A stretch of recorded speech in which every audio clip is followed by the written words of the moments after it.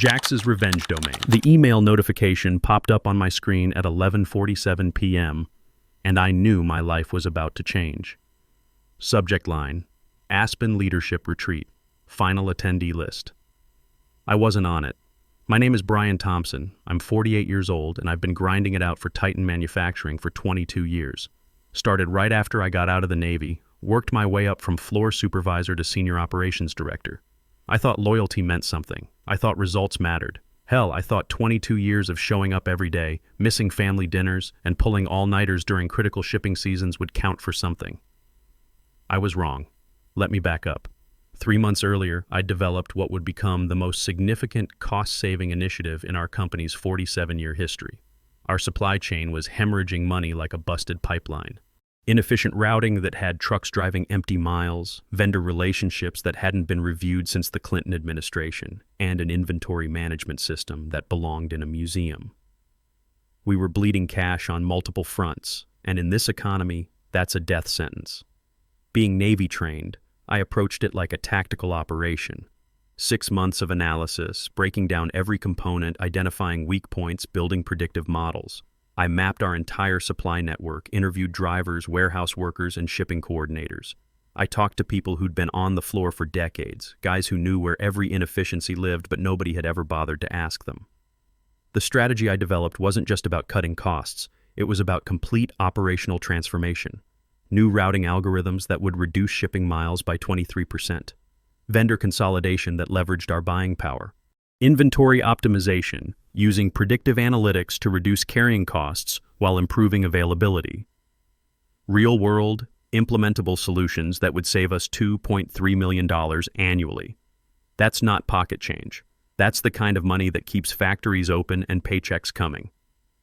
I presented my findings to my boss, Scott Williams. Scott's 38 MBA from Northwestern, been with the company 5 years. Smart guy, I'll give him that, but he's never spent a day on a factory floor. Never had to explain to a worker why his overtime got cut because shipping costs ate into the budget. Never missed his kid's school play because a critical shipment got delayed. "This is solid work, Brian," he'd said, flipping through my 40-page analysis like he was reading the morning paper. "Really comprehensive. Let me think about how we position this to the executive team. Position it. In the Navy, we had a saying, trust but verify." I should have remembered that. For weeks after that meeting, Scott kept asking for more details. More data, more projections, more implementation timelines. I gave him everything because I believed we were building something together. I created training protocols for the warehouse staff, vendor negotiation frameworks, even PowerPoint presentations that broke down complex logistics concepts into digestible pieces for the C-suite. My ex-wife used to tell me I was too trusting. "Brian," she'd say during one of our fights about my work schedule, "you assume everyone has the same integrity you do. They don't." I thought she was just bitter about the divorce. Turns out she knew what she was talking about. The divorce hit me hard, not just emotionally but financially. Linda got the house in Brookfield, the nice one with the 2-car garage and the kitchen island where my kids used to do homework. I got an apartment in a complex near the highway where the walls are thin and the parking lot floods when it rains hard. Between alimony, my son Jake's engineering program at Wisconsin, and my daughter Sarah's pre-med track at Marquette, I was stretched thinner than worn-out steel cable. But I kept showing up, kept delivering, kept believing that hard work and results would be recognized. Then came the day that changed everything. I was walking past the boardroom around 2 p.m., heading back from lunch, a sandwich eaten at my desk while reviewing vendor contracts, when I saw Scott presenting my slides to the executive team. I stopped, not because I was invited to join, but because I recognized every chart, every graph, every carefully constructed argument. The slide showing potential quarterly savings by implementation phase. The vendor consolidation matrix I'd spent weeks perfecting. The projected ROI timeline that I'd calculated and recalculated until the numbers were bulletproof. The key insight here, Scott was saying, pointing to a graph I'd created showing cost reduction by category, is that we need to think systematically about supply chain inefficiencies. My analysis shows we can achieve 18% cost reduction within the first 12 months, scaling to 23% by year 2. My analysis, my graphs, my strategy, his credit. CEO Hugh Bradford was nodding like Scott had just discovered fire. "Scott, this is exactly the kind of innovative thinking that separates leaders from managers. This is why you're heading to Aspen next week. You deserve to present this at our leadership summit. CFO Patricia Coleman chimed in. The board is going to love this. Revolutionary thinking. Revolutionary thinking. I'd spent 6 months developing that revolutionary thinking, working nights and weekends while Scott played golf at the country club. I backed away before anyone noticed me standing there. My chest felt like someone had wrapped it in shrink wrap. 22 years of loyalty, of missing my son's Little League games and my daughter's dance recitals, of building this company's operational backbone one improvement at a time, and I wasn't even invited to their leadership retreat. The explanation came in a carefully worded email that afternoon. Due to budget constraints, we've limited Aspen attendance to department heads and above. Budget constraints. For a company that just posted $47 million in record profits, for a strategy that would save us $2.3 million annually. That might have been the end of it if not for Danny Walsh's mistake. Danny runs our IT department, decent guy but not always careful with email protocols. He accidentally included me on a forward about retreat logistics, something about room assignments and dinner reservations. I almost deleted it without reading. Then I saw the subject line. Attendee concerns, Thompson situation. Thompson situation, that's what I'd become. Scrolling through the email thread was like watching a slow-motion car crash. CFO, Patricia Coleman had written, "Do we really need Thompson there? He'll just question everything like he always does. You know how he gets with his military precision and all those detailed questions?" Scott's reply made my blood pressure spike. Totally agreed. Besides, presenting his research will go much smoother without his input. He tends to get territorial about his work. Then came the knockout punch from CEO Hugh Bradford. Good call, both of you. Thompson's valuable but old school. We need forward thinkers at leadership level, not questioners. Plus, at 48, he's probably thinking about coasting toward retirement anyway. Old school. Questioner. Coasting toward retirement. I sat in my kitchen that night, staring at those words on my laptop screen until they burned into my retinas. My apartment felt smaller than usual, the thin walls letting in the sound of my neighbor's TV through the drywall. I thought about the house I used to own, the one Linda got in the settlement, with its solid construction and quiet neighborhood where successful people lived. These were the people I'd sacrificed that house for, the team I'd believed in, the company I'd bled for. The retreat started on Monday. I made the mistake of checking company social media. Our marketing team was documenting everything. Mountain views from the Aspen Lodge, team dinners at restaurants I couldn't afford, executives in matching fleece jackets with our logo embroidered on the chest. They looked like they were having the time of their lives spending my cost savings on their bonding experience. Tuesday brought photos of strategic planning sessions. Scott posted one of himself at a whiteboard, marker in hand, looking like he was solving world hunger. Caption: breaking down next year operational improvements with the leadership team. My operational improvements. My analysis. His leadership moment. Chip. But Wednesday night, that's when they broke me completely. I was sitting on my couch, eating leftover pizza and watching the Brewers game, when I saw the post that changed everything. The awards dinner program, shared proudly by our communications director, 7 p.m., Innovation Excellence Award, Scott Williams, Supply Chain Optimization Implementation. They were giving him an award for my work.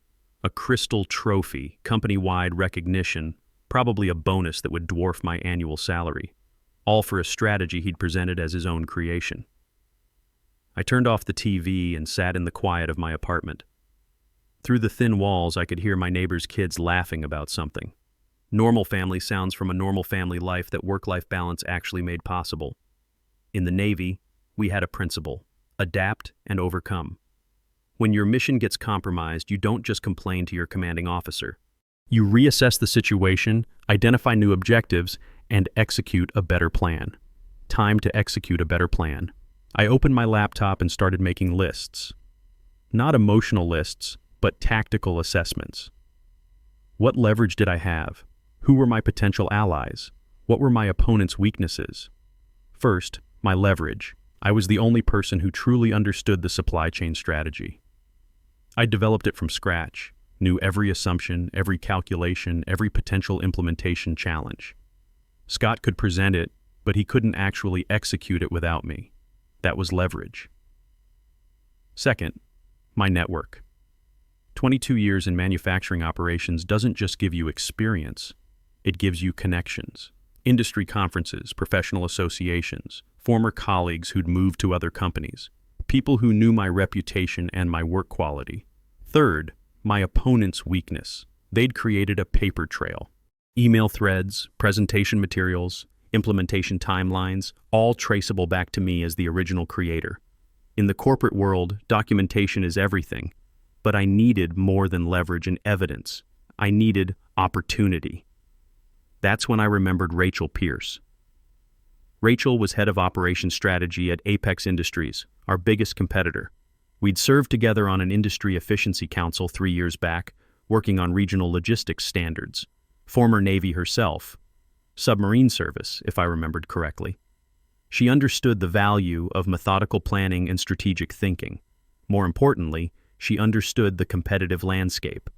Apex had been struggling with supply chain costs, same as everyone in our industry. They'd been trying to poach talent from Titan for months, offering signing bonuses and premium salaries to anyone with operational expertise. I'd turned down their recruiters twice in the past year. Not because the money wasn't good, but because I believed in loyalty. I believed that dedication and results would be rewarded where I was. Clearly, I'd been believing in fairy tales. I pulled up Rachel's LinkedIn profile, still at Apex, now with a VP title. Her last post was about the importance of recognizing innovative thinking in operations management. Perfect. I drafted a careful message. Rachel, hope you're doing well. I've developed something that might interest your operations team. Would you be available for coffee sometime this week? Professional, non-committal, but with enough intrigue to get her attention. She responded within an hour. Brian, great to hear from you. I'm actually in town Thursday. Noon at the Riverside Cafe work for you? It worked perfectly. Thursday morning, I put on my best suit, the charcoal gray one I wore to important client meetings, and practiced my approach. This wasn't about burning bridges, this was about building a better one. In the Navy, successful operations required 3 things: clear objectives, tactical advantage, and perfect timing. I had clear objectives, recognition for my work, and compensation that matched my value.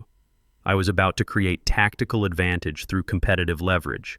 Now I just needed perfect timing. As I drove to meet Rachel, I thought about what my father used to tell me when I was a kid. Son, respect is earned, but sometimes you have to demand it gets paid. Time to collect what I was owed. The Riverside Cafe was one of those places where business gets done quietly, tucked away from the main business district, with booths that offered privacy and a clientele that understood the value of discretion. Rachel was already there when I arrived, nursing a black coffee and reading something on her tablet. Brian Thompson, she said, standing to shake hands. You look good. Corporate life treating you well? Can't complain, I lied, sliding into the booth across from her. Rachel had the bearing you'd expect from someone who'd served on submarines. Direct, efficient, no wasted motion. Her gray suit was perfectly tailored, her handshake firm without being aggressive. This was someone who'd climbed the corporate ladder the hard way and knew exactly where she stood. So, she said, settling back into her seat, what's this mysterious development you mentioned? I'd rehearsed this conversation, but sitting across from her, I realized I needed to be more direct than I'd planned. Rachel wasn't someone who appreciated corporate doublespeak. I've created a supply chain optimization strategy that's already showing remarkable results in preliminary testing. The projections show $2.3 million in annual savings for a mid-size manufacturer, with implementation costs under $200,000. Her eyebrows rose slightly. That's impressive. We've been working on similar challenges at Apex. What kind of timeline are we talking about? 12-month full implementation, but you'd see measurable results within 90 days. She leaned forward. And you're shopping this around because... Here's where it got interesting. I could dance around it, or I could trust her military background to appreciate straight talk. Because the strategy is mine, every calculation and assumption, but it's being presented as someone else's work. In fact, right now, my boss is in Aspen accepting an award for it. Understanding dawned in Rachel's eyes. And you're exploring options. I'm exploring fairness. She studied me for a moment. What exactly are you proposing? 2 things. First, I want to discuss potential opportunities at Apex. Second, I have a rather unconventional idea about timing any offer you might make. I'm listening. I outlined my situation, the strategy theft, the retreat exclusion, the email thread Danny had accidentally forwarded. Rachel listened without interrupting, occasionally nodding or taking notes on her tablet. The awards dinner is tonight at 7 p.m. Mountain Time, I concluded. Scott will be receiving the Innovation Excellence Award for implementing my strategy. Rachel set down her coffee cup. That's not changing jobs, Brian. That's making a statement. Sometimes statements need to be made. She was quiet for a long moment, then pulled out her phone. I need to make a call. Jason Miller, our CEO, is going to want to hear this directly from you. An hour later, I was on a video conference with Rachel and Jason Miller in Apex's downtown offices. Jason was exactly what you'd expect from someone who'd built a manufacturing company from 50 employees to 2,000. Sharp, direct, and always calculating the angles. I walked them through a redacted version of my strategy, showing the methodology without revealing Titan's proprietary details. They asked tough questions about implementation challenges, scalability, and measurable outcomes. I answered them all. "We want you," Jason said after an hour of grilling. "Vice President of Operations, $145,000 base salary, plus performance bonuses, full benefits, and a $25,000 signing bonus. That's roughly 35% more than you're making now." I'd done my homework on market rates. It was a fair offer, maybe even generous. "There's one condition," I said. "I need the offer delivered tonight at 7:30 p.m. Mountain Time." Jason's eyes narrowed. During their awards dinner. During Scott's moment of glory. Rachel was grinning now. "That's not just strategic thinking, that's psychological warfare. It's justice," I corrected, with perfect timing. Jason leaned back in his chair. "You know, in 20 years of running this company, I've never made an offer quite this way. But you'll do it?" He looked at Rachel, who nodded almost imperceptibly. "We'll do it. But I have one enhancement to your plan." "What's that?" "The delivery won't just be a contract. It'll include a letter from me explaining how we've been tracking the results of your strategy through industry metrics and vendor feedback. We want everyone in that room to know exactly whose work they've been celebrating." Perfect. That evening, I sat in my apartment with a beer and the Brewers game on, waiting. I'd turned off my phone notifications except for calls. At exactly 7:45 p.m. Central Time, my phone rang. Danny Walsh's voice was shaky. "Brian, what did you do?" "Not sure what you mean, Danny. There's absolute chaos here." His voice dropped to a whisper. "A courier just interrupted Scott's acceptance speech, delivered a package to Bradford. It was a contract from Apex Industries. For you. Vice President title, huge raise, signing bonus. The whole works." I took a sip of beer. "Interesting." "Interesting?" Bradford's face went purple. Scott literally dropped his award. It shattered on the marble floor. Then came Jason Miller's letter explaining how they've been monitoring your strategy's impact through industry channels. Patricia started yelling about corporate espionage. Scott's claiming you stole his intellectual property. The irony wasn't lost on me. "Then it got worse," Danny continued. "Bradford started asking why nobody told him you were the actual creator of the strategy. Half the executives are defending you, saying they always knew you were the brains behind the operation. The other half are calling for your immediate termination. Where's Scott now?" "Locked in his suite. Haven't seen him since the award shattered. Word is, he's been on the phone with his lawyer." I smiled to myself. "Thanks for the update, Danny. That's it? What's your plan here?" "Never accept the first offer without negotiation, Danny. Basic business strategy." After hanging up, I opened my laptop and started drafting my response to Apex. Professional, measured, but with one strategic addition. I wouldn't be accepting their offer immediately. I'd be using it as leverage for a better conversation with Bradford. In the Navy, we called it negotiating from strength. I was about to find out just how strong my position really was. I slept better that night than I had in months. Not because the situation was resolved, but because I finally had control of it. In the Navy, there's nothing more dangerous than feeling powerless. Once you have a plan and the means to execute it, everything else is just tactics. The next morning brought a flood of texts and emails. Colleagues expressing shock, asking questions, choosing sides. I responded to none of them. Instead, I put on my best suit, the navy blue one I wore to contract negotiations, and went to work like nothing had happened. The office felt different with most of the leadership team still in Aspen, quieter, but with an undercurrent of tension. Word had gotten out about what happened at the awards dinner. People were whispering in the break room, clustering around computers, checking social media for updates.